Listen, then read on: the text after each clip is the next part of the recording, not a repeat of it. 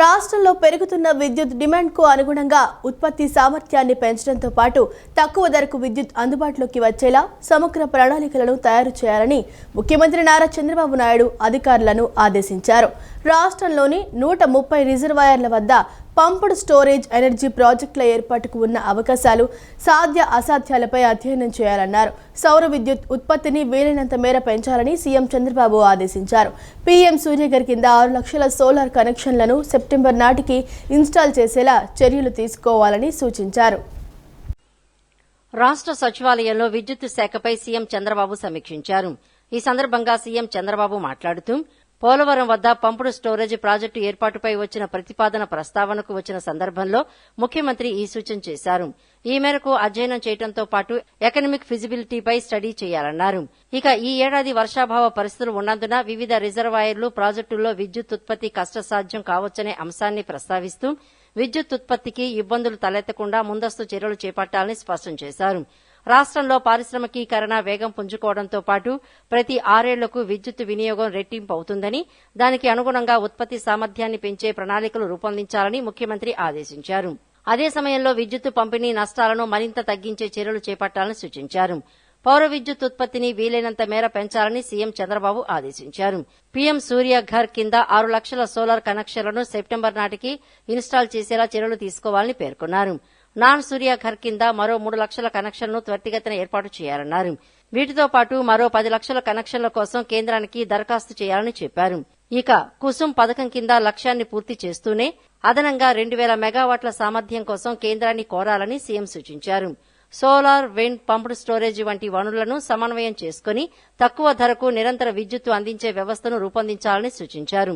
దీంతో పాటు విద్యుత్తు కొనుగోలు ధరను ఈ ఏడాది యూనిట్కి ₹4.60 తగ్గించేలా చర్యలు తీసుకోవాలని సీఎం తెలిపారు. 2029 నాటికి యూనిట్ విద్యుత్తు కొనుగోలు ధరను ₹4 తీసుకురావాలని అధికారులకు దిశానిర్దేశం చేశారు. తక్కువ ధర విద్యుత్తు కొనుగోలుతో పాటు పవర్ స్వాపింగ్, కుసుమ్, సూర్యఘర్, పునరుత్పాదక విద్యుత్, స్టోరేజ్ వంటి వివిధ మోడళ్లను ఇంటిగ్రేట్ చేయాలన్నారు. రాష్ట్రంలోని 6 విద్యుత్ సంస్థలకు పనితీరు ఆధారంగా రేటింగ్ విధానం తీసుకురావాలని సీఎం సూచించారు.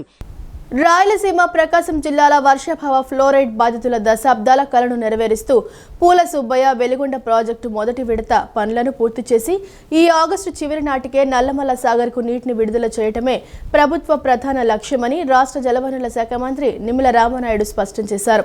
కొల్లం వాగు వద్ద 80,000 క్యూబిక్ మీటర్ల అత్యంత కష్టతరమైన మట్టి తొలగింపు పనులను పూర్తి చేసి ఛానల్ను సిద్ధం చేశారని మంత్రి తెలిపారు.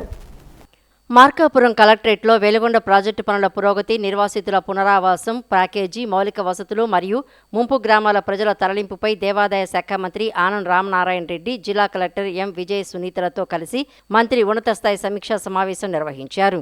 ఈ సందర్భంగా మంత్రి నిమ్మల రామానాయుడు మాట్లాడుతూ గతంలో నిలిచిపోయిన వింగ్స్, సీసీ వాల్స్ వంటి కాంక్రీట్ పనులను మే 2026 నాటికి విజయవంతంగా పూర్తి చేయడం జరిగిందని తెలియజేశారు. టెన్నెల్ 2లో మిగిలి ఉన్న 7 కిలోమీటర్ల లైనింగ్ పనులను నాన్ స్టాప్గా పూర్తి చేస్తూ ప్రస్తుతం కేవలం 150 మీటర్ల బ్యాలెన్స్ పనులతో మొత్తం 19 కిలోమీటర్ల లైనింగ్ ముగింపునకు తీసుకురావడం జరిగిందన్నారు. 4.9 కిలోమీటర్ల బెంచింగ్ వర్క్ పూర్తయిందని స్పష్టం చేశారు. 11వ కిలోమీటర్ వద్ద ఏళ్లుగా చిక్కుకుపోయిన 1900 మెట్రిక్ టన్నుల టీబీఎం మరియు టీవీఎంల కోర్టు వివాదాలను పరిష్కరించి కేవలం 60 రోజుల్లో 1500 మెట్రిక్ టన్నుల వ్యర్థాలను క్లియర్ చేయడం జరిగిందని వెల్లడించారు. 460 కోట్ల అంచనా వ్యయంతో చేపట్టిన ఫీడర్ కెనాల్ పనుల్లో ఇప్పటికే 5.1 కిలోమీటర్ల సీసీ వాల్స్, 11 కిలోమీటర్ల లైనింగ్ పనులు పూర్తయ్యాయని పేర్కొన్నారు. నిర్వాసితులకు అందజేయాల్సిన 900 కోట్ల ప్యాకేజీలో భాగంగా ఇప్పటి వరకు 318 కోట్ల నిధులను విడుదల చేసి గౌరవ ముఖ్యమంత్రి నారా చంద్రబాబు నాయుడు చేతుల మీదుగా నేరుగా లబ్ధిదారుల ఖాతాల్లో జమ చేశామని మంత్రి తెలిపారు. అవార్డు ప్రకటనలో సాంకేతిక పొరపాట్లు, పేర్ల నమోదులో తప్పులు, విలేజ్ వైడ్ VRS కమిటీల ద్వారా వచ్చిన ఫిర్యాదులను 100% పారదర్శకంగా ఆన్లైన్ చేసి అర్హులైన ప్రతి కుటుంబానికి న్యాయం చేస్తామన్నారు. దశాబ్దాలుగా సాగు చేసుకుంటున్న చుక్కల భూముల రైతులకు రికార్డుల్లో ప్రభుత్వ భూమి అని ఉన్నప్పటికీ మానవీయ కోణంలో ఆలోచించి ముఖ్యమంత్రి దృష్టికి తీసుకువెళ్లి పరిహారం అందించేలా సానుకూల నిర్ణయం తీసుకుంటామని హామీ ఇచ్చారు. ప్రాంతీయ విమాన కనెక్టివిటీని మరింత బలోపేతం చేయడంతో పాటు దేశంలోని టైర్ 2, టైర్ 3 నగరాలను ప్రధాన విమాన కేంద్రాలతో అనుసంధానం చేయటమే కేంద్ర ప్రభుత్వ లక్ష్యమని కేంద్ర మంత్రి రామ్మోహన్ నాయుడు తెలిపారు. విజయవాడ వారణాసి నేరుగా విమాన సర్వీసు ప్రారంభం ఆంధ్రప్రదేశ్ విమానయాన రంగంలో మరో కీలక ముందడుగు అని ఆయన పేర్కొన్నారు. ఆంధ్రప్రదేశ్ ప్రజలకు మరో కీలక విమాన కనెక్టివిటీ అందుబాటులోకి వచ్చింది. విజయవాడ అంతర్జాతీయ విమానాశ్రయం నుంచి పవిత్ర కాశీనగరం వారణాసికి నేరుగా విమాన సర్వీసు గురువారం ప్రారంభమైంది. కేంద్ర పౌర విమానయాన శాఖ మంత్రి కింజారపు రామ్మోహన్ నాయుడు ఈ నూతన విమాన సర్వీసులను వర్చువల్గా ప్రారంభించారు. విజయవాడ వారణాసి మధ్య నేరుగా విమాన సర్వీసులు ప్రారంభం కావడం ద్వారా ఆంధ్రప్రదేశ్ ప్రజలకు కాశీయాత్ర మరింత సులభతరం కానుంది. ఈ వర్చువల్ ప్రారంభోత్సవ కార్యక్రమంలో పాల్గొన్న రామ్మోహన్ నాయుడు మాట్లాడుతూ ప్రాంతీయ విమాన కనెక్టివిటీని మరింత బలోపేతం చేయడంతో పాటు దేశంలోని టైర్ 2, టైర్ 3 నగరాలను ప్రధాన విమాన కేంద్రాలతో అనుసంధానం చేయడమే కేంద్ర ప్రభుత్వ లక్ష్యమని తెలియజేశారు. విజయవాడ వారణాసి నేరుగా విమాన సర్వీసు ప్రారంభం ఆంధ్రప్రదేశ్ విమానయాన రంగంలో మరో కీలక ముందడుగని ఆయన పేర్కొన్నారు. విమాన ప్రయాణాన్ని ప్రజలకు మరింత అందుబాటులోకి తీసుకురావడం, ప్రయాణ సమయాన్ని తగ్గించడం, ఆధ్యాత్మిక పర్యాటకాన్ని ప్రోత్సహించడం ద్వారా ఈ కొత్త సర్వీసు ప్రజలకు మరింత ప్రయోజనం చేకూర్చనుంది. ఇంకోవైపు హుస్సేన్ సాగర్, ప్రకాశం బ్యారేజీ, శ్రీశైలం ప్రాజెక్టు మధ్య కూడా సీ ప్లేన్ ప్రాజెక్టు కోసం వ్యూహరచన సిద్ధం చేస్తున్నామని వెల్లడించారు. ఈరోజు ప్రత్యేకంగా శ్రావణ మాసం మొదలవుతున్నటువంటి రోజు నాడు మనకి వారణాసి ఏదైతే ఆధ్యాత్మికంగా ప్రపంచంలో ఉన్నటువంటి హిందువులందరికీ కూడా ఒక ప్రధానమైనటువంటి కేంద్రం ఉందో అలాంటిది మన బెజవాడ కనకదుర్గమ్మ అలాగే కాశీ విశ్వనాథ్ బాబా వీళ్ళిద్దరినీ కూడా కలిపే విధంగా ఈ కొత్త రూట్ని మన విజయవాడ నుంచి ప్రారంభించడం నాకు ఎంతో ఆనందంగా ఉంది. ఎప్పటికప్పుడు నేను విజయవాడ వచ్చినప్పుడు ప్రాథమికంగా ఈ యొక్క రూట్ కోసం మరి బాలశౌరి గారు కానీ, చిన్ని గారు కానీ, వెంకట్రావు గారు కానీ, అలాగే అక్కడ ఉన్నటువంటి చాలా మంది ఈ రోడ్ని ప్రారంభించాలని పదే పదే వాళ్ళు కోరడంతో నేను కూడా ఇండిగోకి చెప్పిన తర్వాత వాళ్ళు ఆ రిక్వెస్ట్ని స్వీకరించి ఈరోజు ప్రారంభించారు. దానికి మన ఇండిగో వారికి కూడా ప్రత్యేక అభినందనలు తెలియజేస్తున్నాను. విజయవాడ ఎయిర్పోర్ట్ని ఒక ప్రధానమైన ఎయిర్పోర్ట్గా తీసుకోవడానికి ఇది ఒక ముఖ్యమైనటువంటి ఉదాహరణ. ఎందుకనంటే ఆంధ్రప్రదేశ్లో కూటమి ప్రభుత్వం ఏర్పడిన తర్వాత విజయవాడ తాలూకా డిమాండ్ కేవలం డొమెస్టిక్ డిమాండే కాదు, ఇంటర్నేషనల్గా డెలిగేషన్స్ అందరూ కూడా ఆంధ్రప్రదేశ్ రావడం, ఆంధ్రప్రదేశ్లో విజయవాడ రావడం, అక్కడ ప్రభుత్వాన్ని ముఖ్యమంత్రి గారు చంద్రబాబు నాయుడు గారిని, పవన్ కళ్యాణ్ గారిని, అలాగే మోదీ గారి నాయకత్వంలో కేంద్ర ప్రభుత్వం తాలూకా సహకారం ఆంధ్రప్రదేశ్లో అందుకోవడానికి ఎన్నో పెట్టుబడులు ఈరోజు ఆంధ్రప్రదేశ్ రాష్ట్రంలో వస్తున్నాయి. భారతదేశ 80వ స్వాతంత్ర దినోత్సవ వేడుకలను పురస్కరించుకుని ఆంధ్రప్రదేశ్ రాష్ట్ర అసెంబ్లీ సచివాలయ భవనాలను విద్యుత్ దీపాలతో సర్వాంగ సుందరంగా అలంకరించారు. మువ్వన్నెల జాతీయ పతాకాన్ని ప్రతిబింబించేలా సచివాలయంలోని 5 భవనాలను ప్రత్యేక విద్యుత్ దీపాలతో తీర్చిదిద్దారు. భారతదేశ 80వ స్వాతంత్ర దినోత్సవ వేడుకలను పురస్కరించుకుని ఆంధ్రప్రదేశ్ రాష్ట్ర అసెంబ్లీ సచివాలయ భవనాలను విద్యుత్ దీపాలతో సర్వాంగ సుందరంగా అలంకరించారు. మూవెన్నెల జాతీయ పతాకాన్ని ప్రతిబింబించేలా సచివాలయంలోని 5 భవనాలను ప్రత్యేక విద్యుత్ దీపాలతో అలంకరించారు. అసెంబ్లీ భవనాన్ని సైతం వివిధ రకాల విద్యుత్ దీపాలతో సుందరంగా అలంకరించడంతో భవన సముదాయం విద్యుత్ కాంతులతో మిరుమిట్లు గొలుపుతోంది. అసెంబ్లీ సచివాలయ ప్రాంగణంలోని రహదారులకు ఇరువైపులా సెంట్రల్ పార్కులో వివిధ రంగాలతో కూడిన ప్రత్యేక విద్యుత్ దీపాలను ఏర్పాటు చేశారు. దీంతో మొత్తం ప్రాంగణం విద్యుత్ వెలుగులతో శోభాయమానంగా మారి పండుగ వాతావరణాన్ని తలపిస్తోంది. స్వాతంత్ర దినోత్సవ వేడుకల సందర్భంగా విజయవాడలోని లోక్ భవన్, ఉండవల్లిలోని ముఖ్యమంత్రి క్యాంపు కార్యాలయం, ప్రకాశం బ్యారేజీ, ప్రఖ్యాత ఉండవల్లి గుహలు, ఇతర చారిత్రక ప్రాముఖ్యత కలిగిన భవనాలు, ప్రముఖ కట్టడాలను సైతం విద్యుత్ దీపాలతో సర్వాంగ సుందరంగా అలంకరించారు. స్వాతంత్ర దినోత్సవ వేడుకల నేపథ్యంలో ఈ ప్రత్యేక విద్యుత్ అలంకరణలు ఆంధ్రప్రదేశ్ రాష్ట్ర అసెంబ్లీ సచివాలయ భవనాలకు మరియు నగరానికి మరింత శోభను తీసుకువచ్చాయి.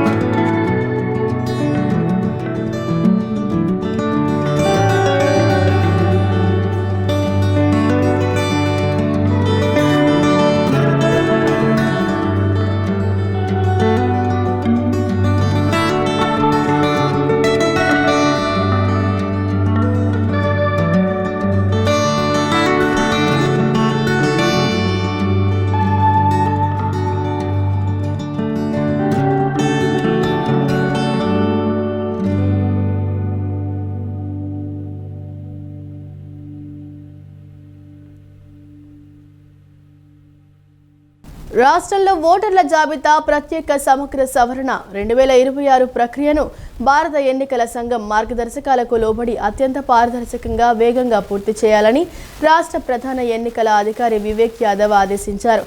ఓటర్ల సౌకర్యార్థం రాష్ట్ర వ్యాప్తంగా ఉన్న అన్ని పోలింగ్ కేంద్రాల్లో ఆగస్టు 22, 23, 29, 30 తేదీల్లో ప్రత్యేక ప్రచార దినాలు నిర్వహించనున్నట్లు సీఈఓ వెల్లడించారు. 18 నుంచి 19 ఏళ్ల వయసు గల యువ ఓటర్ల నమోదుకు విస్తృత ప్రచారం కల్పించాలని అధికారులకు సూచించారు. రాష్ట్ర సచివాలయంలో సీఈఓ వివేక్ యాదవ్ అదనపు ప్రధాన ఎన్నికల అధికారి వీడియో కాన్ఫరెన్స్ నిర్వహించారు. ఈ సమీక్షా సమావేశంలో అన్ని జిల్లాల కలెక్టర్లు, జిల్లా ఎన్నికల అధికారులు పాల్గొన్నారు. ఈ సందర్భంగా సీఈఓ మాట్లాడుతూ ఓటర్ల జాబితాలో అభ్యంతరాలు, క్లెయిముల పరిష్కార ప్రక్రియను మరింత క్రమబద్ధీకరించాలని అన్నారు. మ్యాపింగ్ చేయని ఓటర్లు, లోపాలు ఉన్నవారికి నోటీసులు జారీ చేయటం, విచారణలు పూర్తి చేయటంపై ప్రత్యేక శ్రద్ధ పెట్టాలని స్పష్టం చేశారు. బుక్ ఏ కాల్ పెండింగ్ అంశాలు, ఎన్జీఎస్పీ ఫిర్యాదులను తక్షణమే పరిష్కరించాలని జిల్లాల అధికారులను ఆదేశించారు. ఓటర్ల సౌకర్యార్థం రాష్ట్ర వ్యాప్తంగా ఉన్న అన్ని పోలింగ్ కేంద్రాల్లో ఆగస్టు 22, 23, 29, 30 తేదీల్లో ప్రత్యేక ప్రచార దినాలు నిర్వహించనున్నట్లు సీఈఓ వెల్లడించారు. ఈ నిర్ణీత ప్రచార దినాల్లో బూత్ స్థాయి అధికారులు, రాజకీయ పార్టీల ప్రతినిధులు పోలింగ్ కేంద్రాల్లోనే స్వయంగా అందుబాటులో ఉండి పౌరులకు ఓట్ల నమోదు, ఫార్ముల పూర్తిపై మార్గదర్శకత్వం వహిస్తారని పేర్కొన్నారు. చట్టపరమైన నిబంధనలు పాటిస్తూ ఈ ప్రక్రియను పారదర్శకంగా ముగించాలన్నారు. 18, 19 ఏళ్ల వయసు గల యువ ఓటర్లు నమోదుకు 18, 19 ఏళ్ల వయసు గల యువ ఓటర్ల నమోదుకు విస్తృత ప్రచారం కల్పించాలని అధికారులకు సూచించారు. ఇందుకోసం అన్ని కళాశాలలు, ఉన్నత విద్యా సంస్థల్లో ప్రత్యేక శిబిరాలను ఏర్పాటు చేసి అర్హులైన ప్రతి ఒక్కరికి ఓటు హక్కు కల్పించేలా చర్యలు చేపట్టాలని జిల్లా ఎన్నికల అధికారులను ప్రధాన ఎన్నికల అధికారి ఆదేశాలు జారీ చేశారు. ప్రసిద్ధ పుణ్యక్షేత్రం ఇంద్రకీలాద్రిపై వెలసిన కనకదుర్గమ్మ ఆలయంలో భక్తులకు కొత్త భద్రతా నిబంధనలను ఆలయ అధికారులు అమల్లోకి తీసుకొచ్చారు. ఆలయ ప్రాంగణంలోకి మొబైల్ ఫోన్లపై పూర్తి స్థాయిలో నిషేధిస్తూ నిర్ణయం తీసుకున్నారు. స్కానింగ్ పాయింట్ వద్ద కొత్త భద్రతా గేట్ ఏర్పాటు చేశారు. స్కానింగ్ తర్వాత మొబైల్ ఫోన్ లోపలికి వెళ్లకుండా కఠినంగా తనిఖీలు చేయనున్నారు.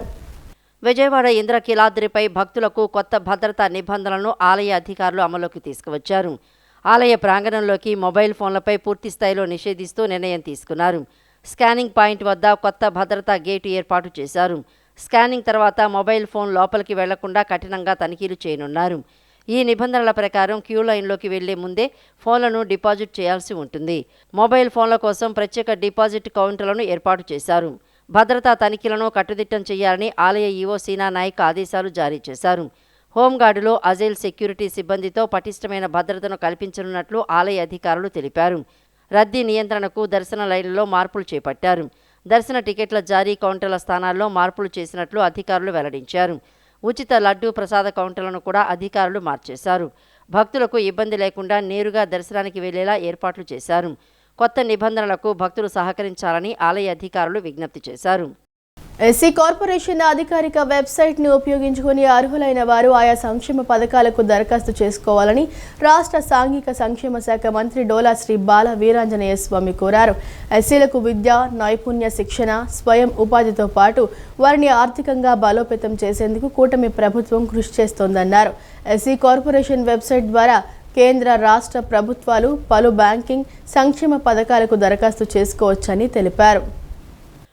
తాడేపల్లిలోని ఎస్సీ కార్పొరేషన్ రాష్ట్ర కార్యాలయంలో ఎస్సీ కార్పొరేషన్ అధికారిక వెబ్సైట్ apsccorporation.ap.gov.in ప్రారంభించారు. ఈ వెబ్సైట్లో కేంద్ర, రాష్ట్ర ప్రభుత్వాల పలు బ్యాంకింగు, సంక్షేమ పథకాలకు సంబంధించిన పూర్తి సమాచారం పొందుపరిచారు. పథకాలకు సంబంధించిన అర్హతలు, రుణ పరిమితి, సబ్సిడీ వంటి వివరాలతో పాటు ఆయా పథకాలకు సులభతరంగా ఆన్లైన్ రిజిస్ట్రేషన్ చేసుకునేందుకు వీలుగా వెబ్సైట్ రూపొందించారు. ఈ సందర్భంగా మంత్రి డాక్టర్ డోలా శ్రీ బాల వీరాంజనేయ స్వామి మాట్లాడుతూ నర్సింగ్ విద్యార్థులకు విశాఖ, రాజమండ్రి, గుంటూరు, నెల్లూరు, తిరుపతి, కర్నూలు కేంద్రాలుగా ఒక్కో కేంద్రంలో 50 మంది చొప్పున ఇంగ్లీష్ భాషలో ప్రావీణ్యం కోసం ఉచిత శిక్షణ అందించి వారికి ఇజ్రాయెల్ దేశంలో ఉపాధి కల్పిస్తామన్నారు. దీనికోసం ఈ వెబ్సైట్లో దరఖాస్తు చేసుకోవచ్చని తెలిపారు. నర్సింగ్ విద్యార్థులకు విశాఖ, గుంటూరు, తిరుపతి కేంద్రాలుగా జర్మన్ లాంగ్వేజ్లో ఉచిత శిక్షణ ఇప్పించి జర్మనీలో ఉపాధి అవకాశాలు కల్పిస్తున్నామన్నారు. నిరుద్యోగ ఎస్సీ యువతకు వివిధ రంగాల్లో నైపుణ్య శిక్షణ అందించి వారికి ఉపాధి కల్పిస్తామని మంత్రి తెలిపారు. ఔత్సాహికులు ఈ వెబ్సైట్ను ఉపయోగించుకుని ఆయా పథకాలకు దరఖాస్తు చేసుకోవాలని మంత్రి డోలా శ్రీ బాల వీరాంజనేయ స్వామి కోరారు. ఈ కార్యక్రమంలో మాదిగ మాల కార్పొరేషన్ చైర్మన్లు ఉండవల్లి శ్రీదేవి, పెదపూడి విజయ్ కుమార్, సాంఘిక సంక్షేమ శాఖ కార్యదర్శి M M Nayak, SC corporation general manager Chennaiah తదితరులు పాల్గొన్నారు.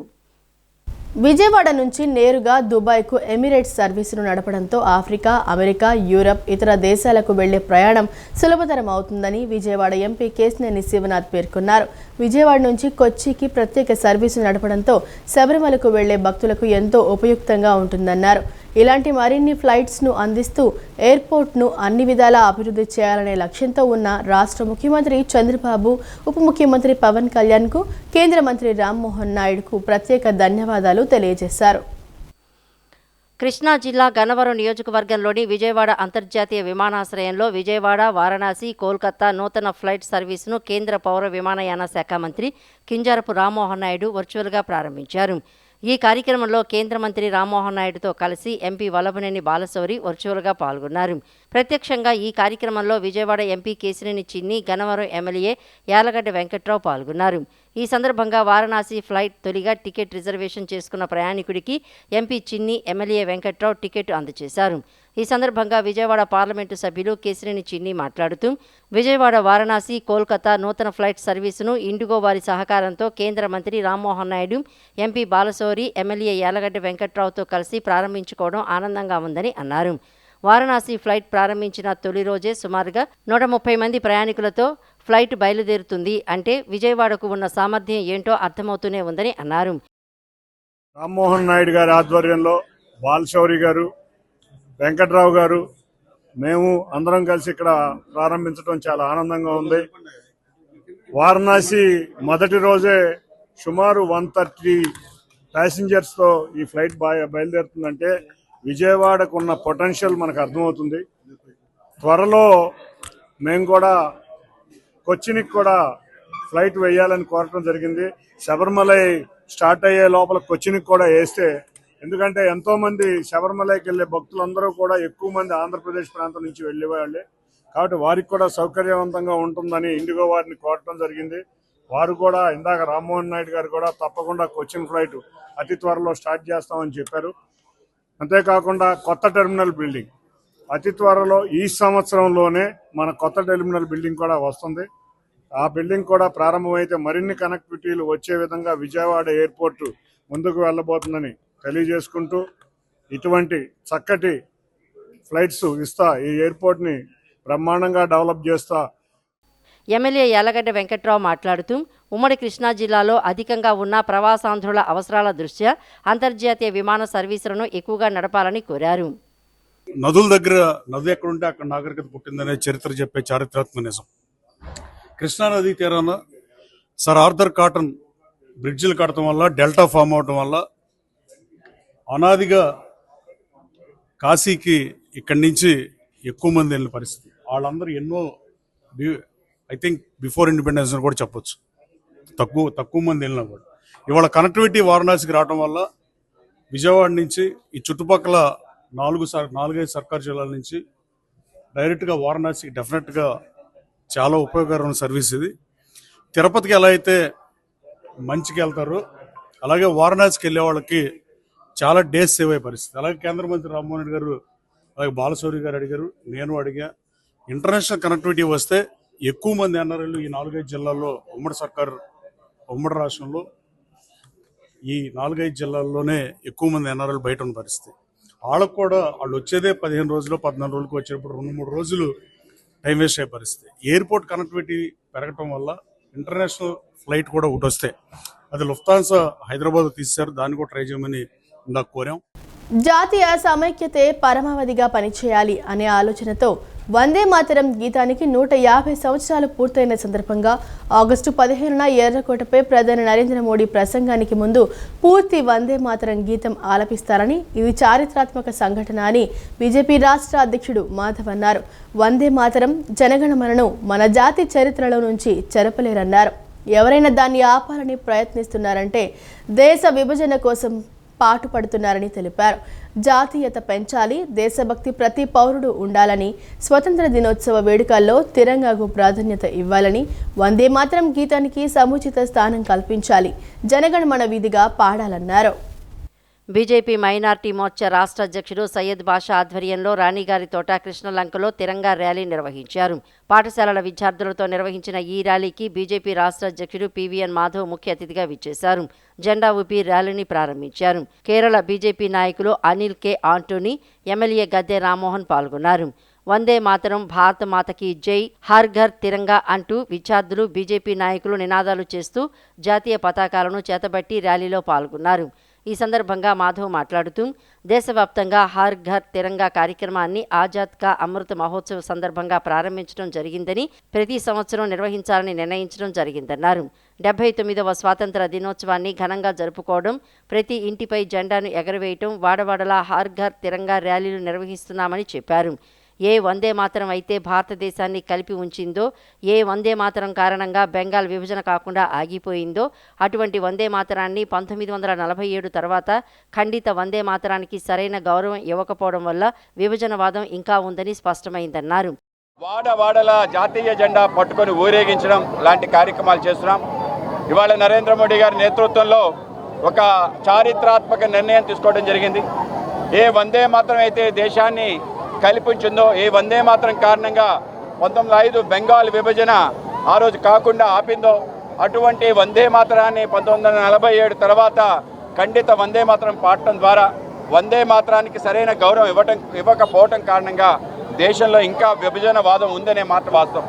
కనుక ఇవాళ అందరిలో కూడా సమైక్యత నింపాలి, జాతీయ సమైక్యతే పరమావధిగా పనిచేయాలి అని చెప్పి ఆలోచనతో వందే మాతరం 150 సంవత్సరాలు పూర్తయిన సందర్భంగా రేపు ఎర్రకోటపై నరేంద్ర మోడీ గారి యొక్క ప్రధానమంత్రి ఉపన్యాసం ముందు పూర్తి వందే మాతరం పాడటం ఏదైతుందో ఇది గొప్ప చారిత్రాత్మక సంఘటన.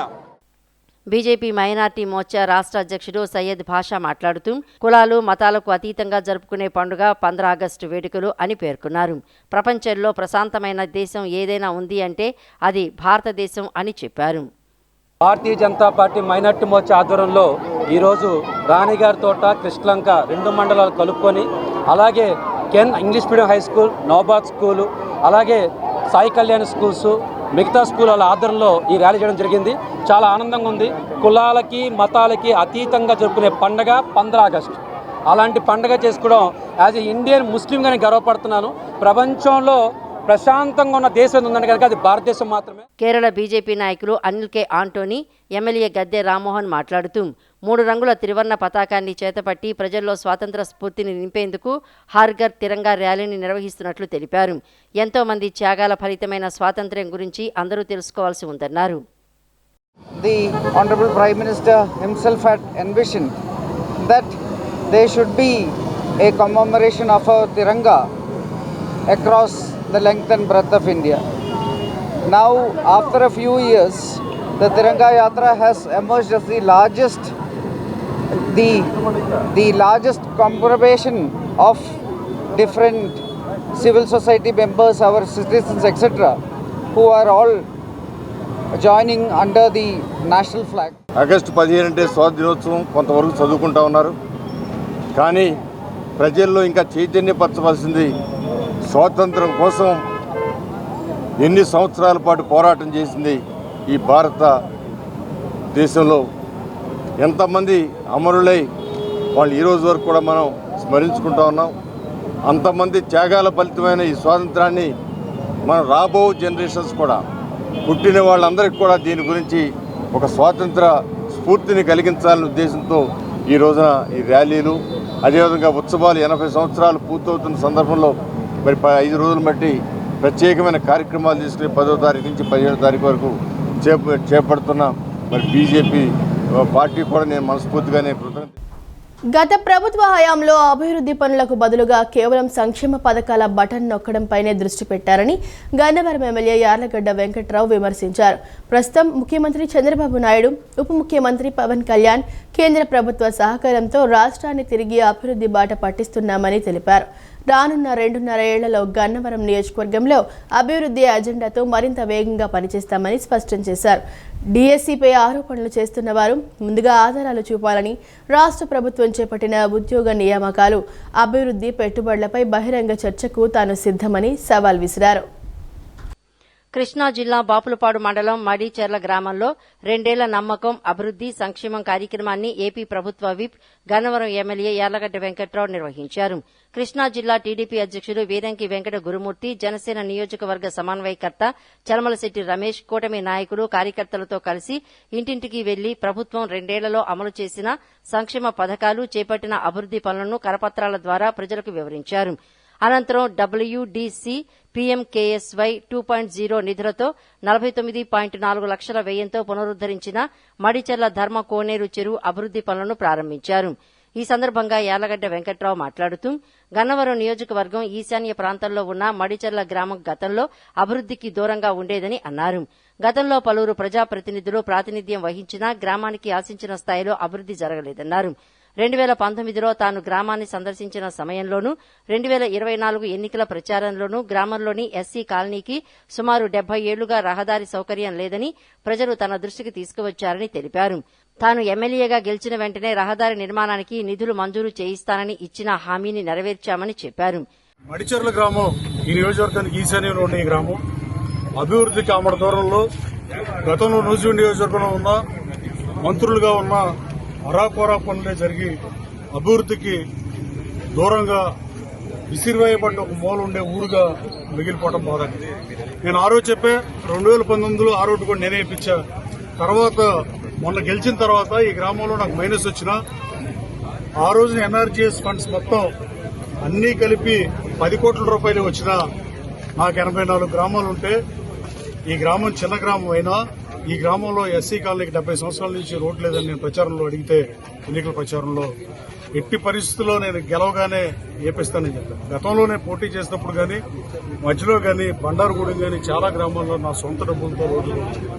ఉత్కంఠ భరితంగా సాగిన విజయవాడ జవహర్ ఆటోనగర్ సర్వీస్ సొసైటీ ఎన్నికల్లో అన్నే నాగేశ్వరరావు ప్యానెల్ సభ్యులు ఘన విజయం సాధించారు.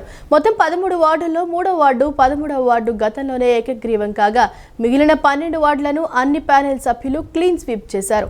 5 కార్యవర్గ సభ్యులు కూడా 300 మెజారిటీతో గెలుపొందారు.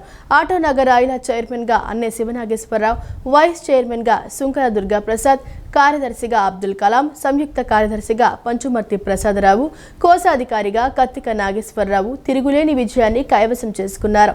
అఖండ విజయాన్ని అందించిన ప్లాట్ ఓనర్లకు కృతజ్ఞతలు తెలిపారు. ఇచ్చిన హామీ ప్రకారం మొదటగా తాగునీటి సదుపాయం కల్పిస్తామని తెలిపారు. విజయవాడ జవహర్ ఆటోనగర్ ఐలా సర్వీస్ సొసైటీ ఎన్నికలు నిన్న ఉత్కంఠభరితంగా జరిగాయి. ఎన్నికల్లో అన్నే శివనాగేశ్వరరావు ప్యానెల్ అభ్యర్థులు ఘన విజయం సాధించారు. మొత్తం 13 వార్డు సభ్యులకు 11 మంది విజయం సాధించారు. 13 వార్డు సభ్యులు రాజగోపాల్ టి రాజు గతంలో ఏకగ్రీవంగా ఎన్నికయ్యారు. మొదటి నుంచి అన్నే శివనాగేశ్వరరావు అభ్యర్థులు అందరూ గెలుపుపై ధీమాగా ఉన్నారు. ఉదయం 8 గంటల నుంచి మధ్యాహ్నం 3 గంటల వరకు పోలింగ్ జరిగింది.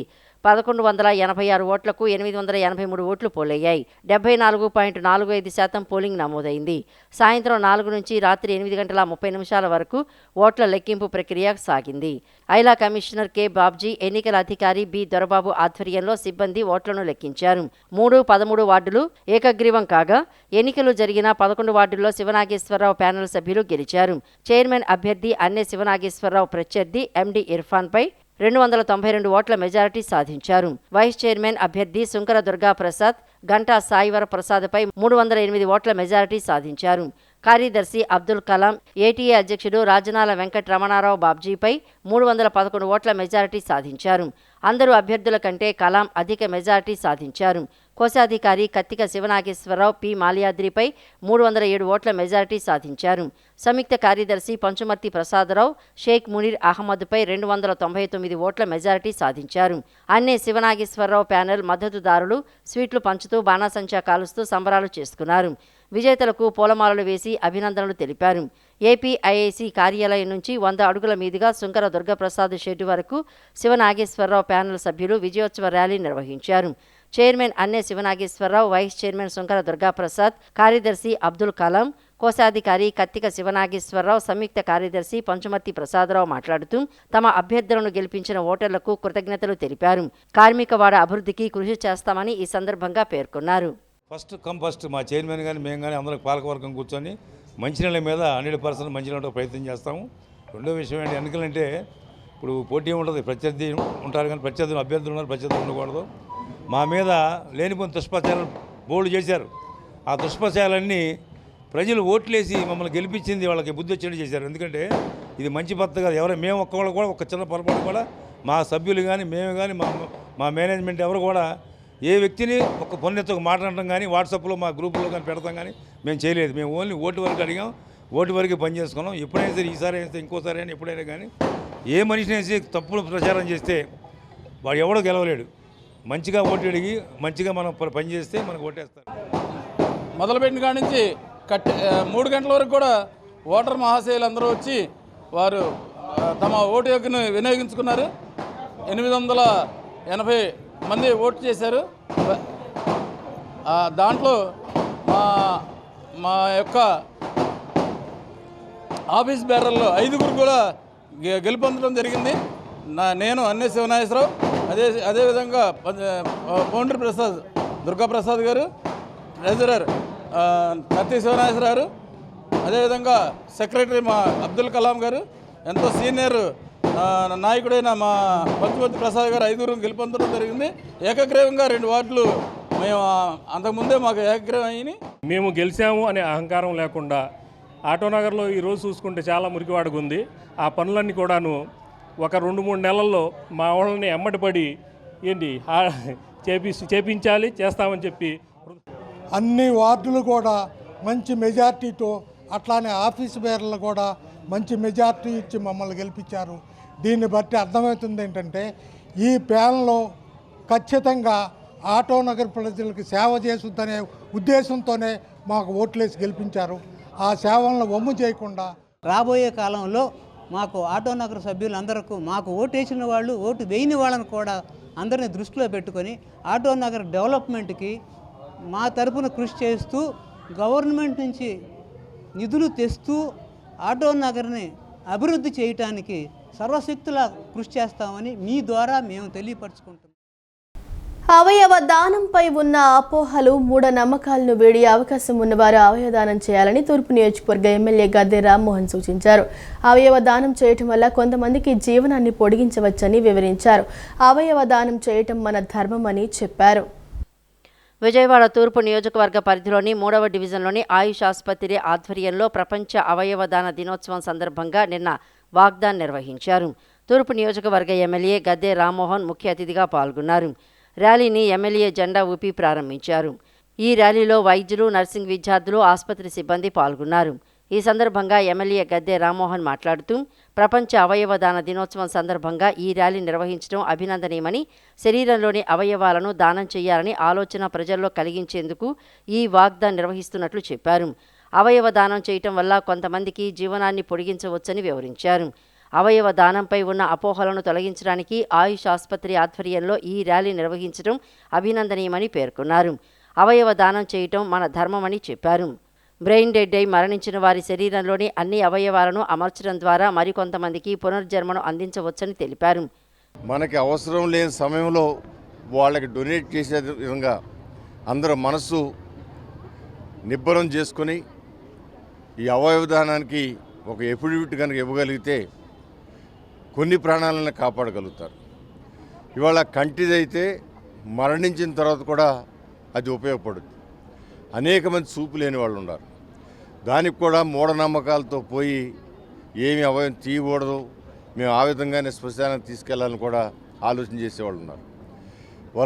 అలాంటి వాళ్ళందరూ కూడా చైతన్యపరచడానికి, అవగాహన పరచడానికి ఇలాంటి కార్యక్రమం ఈ రోజున ఆయుష్ హాస్పిటల్ వారు ఈ యొక్క ర్యాలీని, అదేవిధంగా ఈ అవగాహన చేసే విధానాన్ని, ఈ అవగాహన చేసినప్పుడు ఈ ర్యాలీలో పాల్గొన్న వాళ్ళందరికీ మనసులోకి ఒక ఆలోచన వచ్చే విధంగాను, ఈ ర్యాలీని చూసిన మరికొందరికి ఆలోచన వచ్చే విధంగాను, మీ ఛానల్స్లో వీక్షించిన లక్షలాది మంది కూడా ఈ ఆలోచన వచ్చే విధంగాను ఈరోజు ఈ ప్రపంచంలో ఈ దినోత్సవాన్ని ఒక పర్పస్ కోసం అనౌన్స్ చేశారు. కాబట్టి ఆ పర్పస్ నెరవేరటం చేసే ఒక ప్రయత్నమే ఈ రోజున ఈ ప్రజల యొక్క ర్యాలీ. టీడీపీ యువనేత గద్దె క్రాంతికుమార్ మాట్లాడుతూ అభివృద్ధి చెందిన దేశాల్లో 50% మంది రిజిస్టర్డ్ ఆర్గాన్ డోనర్స్ ఉంటారని చెప్పారు. కానీ మన దేశంలో రిజిస్టర్డ్ ఆర్గాన్ డోనర్స్ చాలా తక్కువ మంది ఉన్నారని అన్నారు. మన దేశంలో అపోహలు, మూఢనమ్మకాలు ఎక్కువ ఉంటాయని, అవయవ దానంపై ఉన్న మూఢనమ్మకాలను తొలగించుకుని అవయవాలను దానం చేయాలని సూచించారు. మరణించిన ఒక వ్యక్తి శరీరంలోని అవయవాలను 9 మందికి అమర్చవచ్చని తెలిపారు. మన దేశంలో వేలాది మంది అవయవ దానం కోసం ఎదురు చూస్తున్నారని అన్నారు. అమెరికా కానీ లేకపోతే బెల్జియం కానీ, అమెరికాలో దాదాపుగా 50% వరకు రిజిస్టర్డ్ ఆర్గన్ డోనర్స్ ఉంటారు. బెల్జియం ఇలాంటి కంట్రీస్లో almost 30 to 40% registered organ donors ఉంటారు. కానీ మన దేశంలో మటుకు, మన దేశంలో ఉండటానికి పాపులేషను 140 కోట్ల జనాభా ఉన్నా కానీ ఎంత రిజిస్టర్డ్ ఆర్గన్ డోనర్స్ అనేది 0.8% కూడా లేరు ఈరోజు. అది చాలా అన్ఫార్చునేట్ మనకి.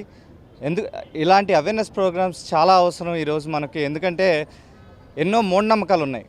After even organ donation register చేసినా కూడా రెసిపియంట్ వాళ్ళ ఫ్యామిలీస్, ఆయన చనిపోయిన తర్వాత వాళ్ళ ఫ్యామిలీస్ ఒప్పుకొని దాఖలాలు మనకి కనిపిస్తూ ఉన్నాయి. ఆయుష్ ఆసుపత్రి చైర్మన్ యార్లగడ్డ రమేష్ బాబు మాట్లాడుతూ అవయవ దానం చేయాలని చెప్పడమే కాకుండా అవయవాలు పాడైన వ్యక్తులకు ధైర్యం చెప్పడానికి కూడా ఈ ర్యాలీని నిర్వహిస్తున్నామని చెప్పారు. బంధువులు, స్నేహితుల్లో ఎవరైనా చనిపోతే అవయవ దానం చేసే విధంగా వారిని ప్రోత్సహించారన్నారు. Prevention is better than cure అన్నారు. ఈ రోజున మనం కిడ్నీ ఫెయిల్యూర్స్ మెయిన్ చూసుకుంటే మెయిన్ కారణము ఈ బీపీ, షుగర్ని ప్రాపర్గా కంట్రోల్ చేసుకోలేకపోవడం అనేది చాలా ముఖ్య కారణం. అట్లాగే లివర్ ఫెయిల్యూర్ చూస్తే ఆల్కహాల్ ఇంటేక్ కానీ కొన్ని ఫ్యాటీ లివర్ కండిషన్స్ అనేవి చాలా ఇంపార్టెంట్ కండిషన్స్. వీటిలో చాలా వరకు మనం ప్రివెంట్ చేయడానికి, అసలు ఈ పరిస్థితి రాకుండా ఉండటాన్ని నివారించడానికి కూడా అవకాశం ఉన్నాయి. ఇది జస్ట్ ఆర్గాన్ డే డొనేషన్ అని చెప్పడమే కాదు, ఒక ఆర్గాన్ డ్యామేజ్ అయిన మనిషి జీవితంలో ఒక ఆశ నింపడానికి. సో అట్లా వాళ్ళకు ఒక పర్సన్కి ఆర్గాన్ డ్యామేజ్ అయిందంటే ఒక జీవితమే కాదు, ఒక కుటుంబం ఎఫెక్ట్ అవుతూ ఉంటుంది. సో ఈ ఆర్గాన్ డొనేషన్ డే మనకి ఆర్గాన్ డొనేషన్ అవేర్నెస్ తీసుకొస్తే చాలామంది ఫ్యామిలీస్లో, ఒక వ్యక్తులనే కాకుండా చాలామంది ఒక ఫ్యామిలీస్లో ఒక ఆనందాన్ని నింపినట్టు అవుతుంది. రాష్ట్ర ఉద్యోగ కల్పన వ్యవస్థాపక అభివృద్ధి సంస్థ ద్వారాలు రాబోయే 2.5 ఏళ్లలో 91,163 మందికి నైపుణ్య శిక్షణ అందించనున్నామని, ఇందుకు ప్రభుత్వం ఆమోదం తెలిపిందని సీడాప్ చైర్మన్ దీపక్ రెడ్డి తెలిపారు. అన్ని సంస్థల ద్వారా ఇప్పటి వరకు 7.28 లక్షల మంది యువతకు ఉద్యోగాలు, శిక్షణ అందించాం. రవాణా, యూనిఫామ్, స్టడీ మెటీరియల్, ఆహారం, వసతి, పరీక్ష ఫీజులు, సర్టిఫికేషన్ల లాంటి అన్ని సౌకర్యాలను ప్రభుత్వం కల్పిస్తోందన్నారు. విజయవాడ బస్టాండ్లోని సీడాప్ కార్యాలయంలో చైర్మన్ దీపక్ రెడ్డి విలేకరుల సమావేశం నిర్వహించారు. సమావేశంలో ఆయన మాట్లాడుతూ గత ప్రభుత్వ హయాంలో 2020-21లో సీడాప్ ద్వారా కేవలం 7,200 మంది విద్యార్థులకు మాత్రమే శిక్షణ అందించగా, కూటమి ప్రభుత్వం యువతకు నైపుణ్య శిక్షణ, ఉపాధి కల్పనకు ప్రాధాన్యమిస్తోంది. వచ్చే 2.5 ఏళ్లలో నైపుణ్య శిక్షణకు 1022 కోట్లు అదనంగా ఖర్చు చేయనున్నాం. రాష్ట్ర నైపుణ్యాభివృద్ధి సంస్థ, నైపుణ్యాభివృద్ధి కేంద్రాలు, సీడాప్, న్యాక్ తదితర సంస్థ ద్వారా పెద్ద ఎత్తున శిక్షణ కార్యక్రమాలు నిర్వహిస్తున్నాం. అన్ని సంస్థల ద్వారా ఇప్పటి వరకు 7.28 లక్షల మంది యువతకు ఉద్యోగాలు, శిక్షణ అందించాము. రవాణా, యూనిఫామ్, స్టడీ మెటీరియల్, ఆహారం, వసతి, పరీక్ష ఫీజులు, సర్టిఫికేషన్ల లాంటి అన్ని సౌకర్యాలను ప్రభుత్వం కల్పిస్తోంది.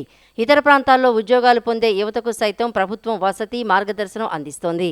ఉద్యోగంలో చేరిన తర్వాత 6 నెలల పాటు పరిస్థితిని పర్యవేక్షించే వ్యవస్థను ఏర్పాటు చేశామని తెలియజేశారు. 11,37,000 కోట్ల వర్త్ ఆఫ్ ప్రాజెక్ట్స్ ఆల్రెడీ మన రాష్ట్రంలో గ్రౌండ్ అవటం జరిగింది.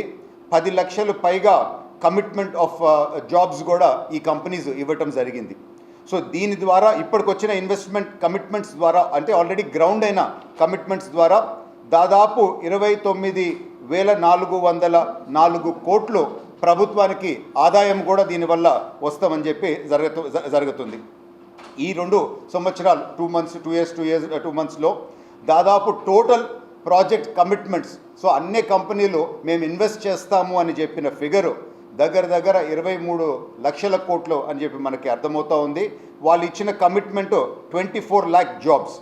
సో ఇప్పటిదాకా ప్రభుత్వం అయితే ఏముంది, ప్రైవేట్ అయితే ఏముంది, ఈ స్కిల్ సెక్టర్స్ మేము పనిచేసే స్కిల్లింగ్ డిపార్ట్మెంట్స్ అన్నీ అయితే ఏముంది, అన్ని డిపార్ట్మెంట్స్ కలిపి యాజ్ ఆఫ్ డేట్ 7,28,347 ఉద్యోగాలు ఇప్పటిదాకా ఇవ్వటం జరిగింది. ఏ కింద ఈ జరుగుతూ ఉంది ఈ ట్రైనింగ్ ప్రోగ్రామ్స్ అని అంటే, ఐటీఐస్ 517 ఐటీఐలో ఈ ప్రోగ్రామ్ ట్రైనింగ్ జరుగుతూ ఉంది. ఇండస్ట్రీకి అవసరమైన స్కిల్స్ మనము వాళ్ళకి ఇచ్చి ఇండస్ట్రీలో ప్లేస్మెంట్ ఇవ్వడం జరుగుతుంది. కాబట్టి అన్ని ఆర్గనైజ్ సెక్టార్లో వాళ్ళకి ప్లేస్మెంట్ ఇవ్వడం జరుగుతుంది. ఈ కార్యక్రమంలో టోటల్గా స్టూడెంట్స్ని మొబిలైజ్ చేసిన దగ్గర నుంచి ప్లేస్మెంట్ ఇచ్చేంత వరకు ఉన్నటువంటి అన్ని యాక్టివిటీస్ ఏవైతే ఉన్నాయో అన్నీ కూడా ఉచితంగా ఇవ్వడం జరుగుతుంది. ఈ కార్యక్రమాన్ని ప్రాజెక్ట్ ఇంప్లిమెంటింగ్ ఏజెన్సీస్ ద్వారా ఇంప్లిమెంట్ చేయడం జరుగుతుంది. గతంలో 26 ప్రాజెక్ట్ ఇంప్లిమెంటింగ్ ఏజెన్సీస్ ఉన్నాయి. వాటిని ఇప్పుడు మనము ప్రస్తుతము 79 ప్రాజెక్ట్ ఇంప్లిమెంటింగ్ ఏజెన్సీస్ ఉన్నాయి. వాటిని 150 పైగా ప్రాజెక్ట్ ఇంప్లిమెంటింగ్ ఏజెన్సీస్ కూడా పెంచుతున్నాము. స్వాతంత్ర దినోత్సవ full dress rehearsals Amaravati parade గ్రౌండ్స్లో గురువారం అంగరంగ వైభవంగా జరిగింది. డీజీపీ హరీష్ కుమార్ గుప్తా పర్యవేక్షించారు. ప్రోటోకాల్ అనుసరించి సమయాన్ని అనుసరించి కార్యక్రమాన్ని నిర్వహించడం జరిగింది. 25 శాఖలకు సంబంధించిన ప్రగతిని వివరించే శకటాల ప్రదర్శన జరిగింది. 80వ స్వాతంత్ర దినోత్సవ full dress rehearsal Amaravati parade గ్రౌండ్స్లో గురువారం అంగరంగ వైభవంగా జరిగింది. Police inspector general B Rajakumari chief coordinating ఆఫీసర్గా కొనసాగుతున్న ఈ కార్యక్రమంలో Guntur police superintendent Vakul Jindal police సమన్వయ అధికారిగా వ్యవహరిస్తున్నారు. పేరెడ్ కమాండర్గా వైఎస్ఆర్ జిల్లా ప్రొద్దుటూరు ఏఎస్పీయు విభూ కృష్ణ వ్యవహరిస్తూ ఉండగా పేరెడ్ సెకండ్ ఇన్ కమాండ్గా 14వ battalion assistant commandant S Mahaboob Basha, parade అడ్జస్టెంట్గా 14వ బెటాలియన్ ఇన్స్పెక్టర్ టి రాఘవేంద్ర వ్యవహరిస్తున్నారు. 80వ స్వాతంత్ర దినోత్సవ కార్యక్రమంలో మొదటి కంటింజెంట్గా కర్నూలు ఏపీఎస్సీ 2వ బెటాలియన్, 2వ కంటింజెంట్గా కాకినాడ ఏపీఎస్సీ 3వ బెటాలియన్, 3వ కంటింజెంట్గా కర్ణాటక స్టేట్ పోలీస్, 4వ కంటింజెంట్గా సెంట్రల్ రిజర్వ్ పోలీస్ ఫోర్స్, 5వ కంటింజెంట్గా విజయనగరం ఏపీఎస్సీ 5వ బెటాలియన్, 6వ కంటింజెంట్గా విశాఖపట్నం ఏపీఎస్సీ 16వ బెటాలియన్, 7వ కంటింజెంట్గా బాలుర ఎన్సీసీ, 8వ కంటింజెంట్గా బాలికల ఎన్సీసీ, 9వ కంటింజెంట్గా రాష్ట్ర సాంఘిక సంక్షేమ రెసిడెన్షియల్ స్కూల్స్, 10వ కంటింజెంట్గా భారత్ స్కౌట్స్ అండ్ గైడ్స్, 11వ కంటింజెంట్గా రెడ్ క్రాస్ సొసైటీ, 12వ కంటింజెంట్గా ఏపీ సైనిక్ వెల్ఫేర్ శాఖ ప్రదర్శనలో పాల్గొన్నాయి. కృష్ణా జిల్లా మండలంలోని కొయ్యగూరపాడులో నివాసముంటున్న వృద్ధ దంపతులు దోనిపూడి ఉదయభాస్కర్ రావు కృష్ణకుమారి ఇంట్లో గురువారం రాత్రి చోరీ జరిగింది. బాధితుల కథనం ప్రకారం వృద్ధ దంపతులు భోజన అనంతరం ఇంట్లో టీవీ చూస్తున్నారు. అప్పటికే ఓ గుర్తు తెలియని వ్యక్తి వారికి తెలియకుండా ఇంట్లో పడక గదిలోకి ప్రవేశించాడు. కొద్దిసేపు టీవీ చూసిన తర్వాత వృద్ధుడు ఉదయభాస్కర్ రావు మందులు వేసుకుని నిద్రపోవటానికి పడక గదిలోకి వెళ్లిపోతున్నారు. ఈ క్రమంలో గుర్తు తెలియని వ్యక్తి మంచం కింద నక్కి ఉన్నాడని గ్రహించి ఎవరు నువ్వు అంటూ గట్టిగా కేక వేసి గది తలుపు మూసి గడియ పెట్టారు. ఈలోగా అతడి భార్య చుట్టుపక్కల వారిని పిలుచుకురాగా జనం వచ్చేలోపే గుర్తు తెలియని వ్యక్తి గదిలో ఖాళీగా ఉన్న కిటికీ ఏసీ అద్దం పగలగొట్టి వెళ్లిపోయాడు. అనంతరం వృద్ధ దంపతులు గదిలోకి వెళ్లి బీరువా తెరిచి చూడగా 12 కాసుల బంగారు ఆభరణాలు, కొంత నగదు చోరీకి గురైనట్లు వారు చెబుతున్నారు. ఉంగుటూరు పోలీసులకు సమాచారం అందించగా ఎస్ఐ యు గోవింద్ సంఘటనా స్థలాన్ని పరిశీలించి ఏం జరిగిందో ఆరా తీశారు. ఫోన్ చేసి నేను లోపలికి బెడ్రూమ్లోకి పులిపోటాకి వెళ్ళిపోయాను. 10:09 అయ్యింది. ఈమెమో అంట్లు తోముకుంటాను బయట. నేను మందులు వేసుకుని మంచం గడికి వెళ్ళి పడుకోకపోతే మంచం కింద ఉన్నాడు అతను. ఎవరైనా నేను ఏంటి గెలుకుని అలాంటిగా చూసేది నా గుండె ఇరుగు గుడిపై పోయిన పని అయింది. ఎవరు లేచాడు కానీ పిచ్చగా అరిచి కేకలేసాడు. వాడు మంచాన్ని తన్ని లేపి వదిలేసి నేను పరిగెత్తుకు వచ్చేసి తలుపు గడేసేసాను. వాడు అటు నుంచి ఆ అద్దం పగలు కొట్టుకున్నాడు, బయట పడిపోయాడు. అది జరిగింది. నేనేమో ఈ తలుపుకాడు ఈ తొత్తాడేమో కానీ నేను తలుపుకాడు ఉన్నా. ఈ లోపల ముసలం గారి ఇల్లు అల్లాలని అందరినీ గ్యాకేసుకొచ్చింది. అలా గ్యాకేసుకొచ్చేటప్పుడు అటు పగలు కొట్టుకోవడం అద్దం పగలు కొట్టుకున్నాడు, పరిగెత్తి వెళ్ళిపోయాడు. ఈ వార్త ఇంతటితో సమాప్తం. మరో బులెటిన్తో మళ్ళీ కలుద్దాం. అంతవరకు సెలవు. నమస్కారం.